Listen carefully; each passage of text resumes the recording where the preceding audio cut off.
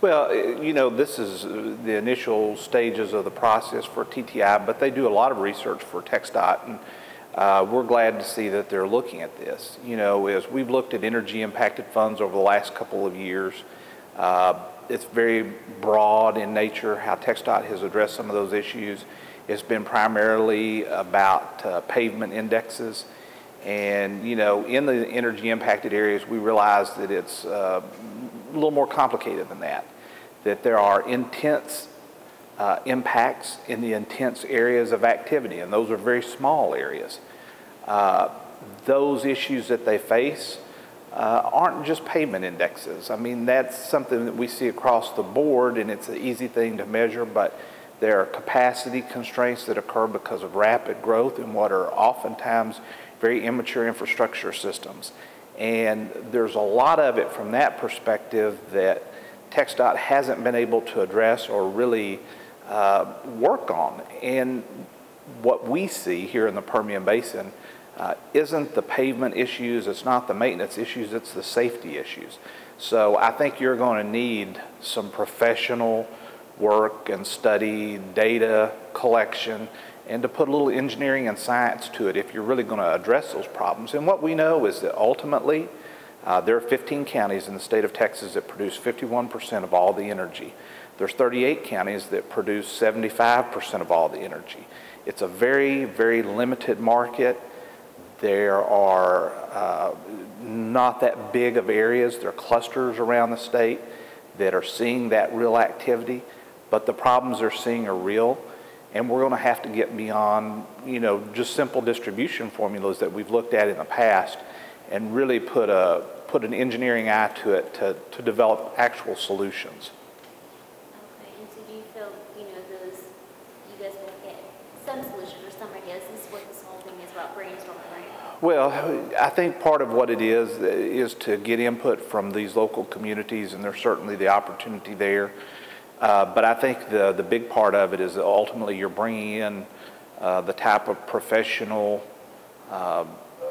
personnel and the types of resources that you look at, whether it's the Texas Transportation Institute, and they have multiple locations throughout the state, but of course we're based there at Texas A&M, and the resources that they can bring to bear. We need, again, a group of professionals that have those expertise, have those resources, have the ability to collect that data, doing some of this work if we expect that TxDOT is ever going to have, you know, more than just a funding methodology, but actual fixes for the problems that we see. And kind of touch on that, I mean, like you said, I'm sure you hear it all the time from motorists, you know, that they're skating down these roads and just crashes and a lot of these roads do, maybe you suggest widening. Sure. You know, a lot of times what we see are fairly insignificant issues. We say that they're big issues, but the fixes aren't that big. I mean, sometimes it's turn lanes, sometimes it's passing lanes, sometimes it's just adding full 8-foot shoulders to roadways. Simple things like that can make a big deal. Sometimes it's an overpass instead of an at-grade intersection. Generally, what we find, most of the communities where you see the intense oil and gas production are small towns. A lot of times they're ones that have one stoplight, if that. So it's not like these are huge or expensive fixes.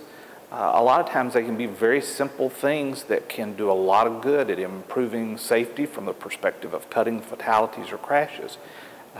It's just the matter of having a methodology and having spent some time doing the work and going through that data and looking at it from an engineering perspective.